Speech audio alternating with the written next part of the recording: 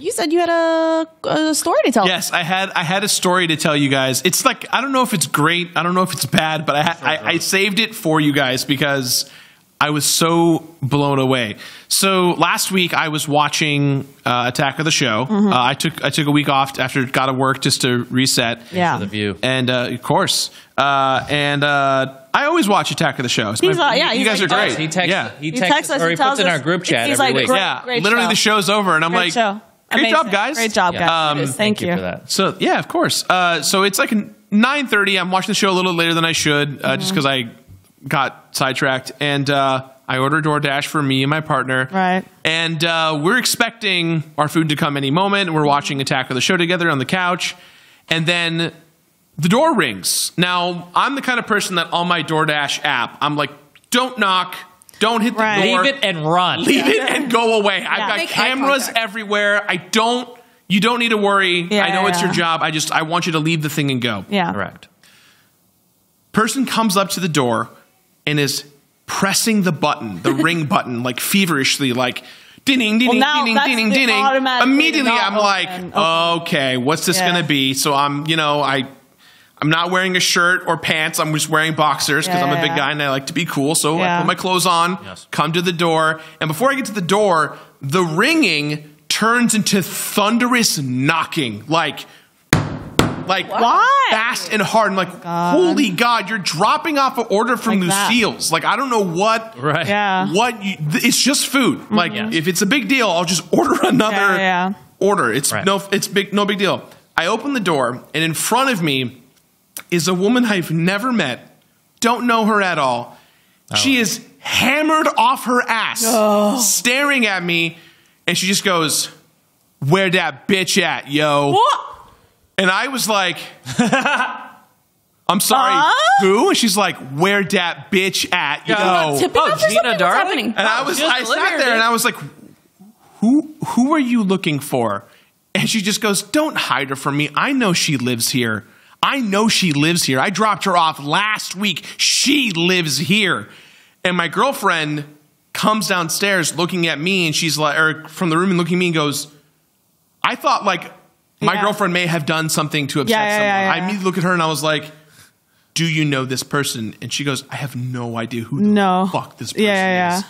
I turn around and I go, who are you looking for? Yeah. She goes, don't you play that with me. You know exactly who I'm looking for. Where is she? Stop protecting her.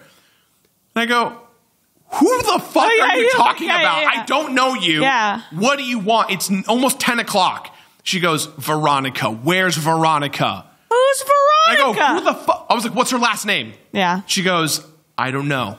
And I go, okay, so you come to my house at 9:30 on a Thursday and you knock on my door, pressing the doorbell, asking for Veronica. You don't know her last name. What's the address you're looking for? I don't know, but she works at the Jamba Juice down Literally, the street. she goes, I have no idea. I dropped her off here before. What? And I go, okay, I don't know who you are or why you're here, but I'm letting you know that Veronica does not live here. She goes, who the fuck are you? And I go, I'm the guy that owns this fucking house. Yeah. Who the fuck are you? Immediately, I went on like defensive dad mode. Yeah, of course. Like, you come knock on my door. Who the fuck are you? I've lived here for 5 years. Yeah. Fuck off. I don't know or owe you anything. Yeah. And she goes, we're hitting our F-bomb limit so I'm hard. so sorry. I love it. I will pay it. Producers, they did not ask me to be on here. I just showed up to tell the story. So she goes, Veronica is playing tricks on me. She's been texting me for the last 6 hours, harassing me. I know she lives here. Don't mess with me. I'm here to beat her ass. And before I can say anything, my partner just goes, all right, I've had enough. And just goes, I don't know who you are, but you have to leave.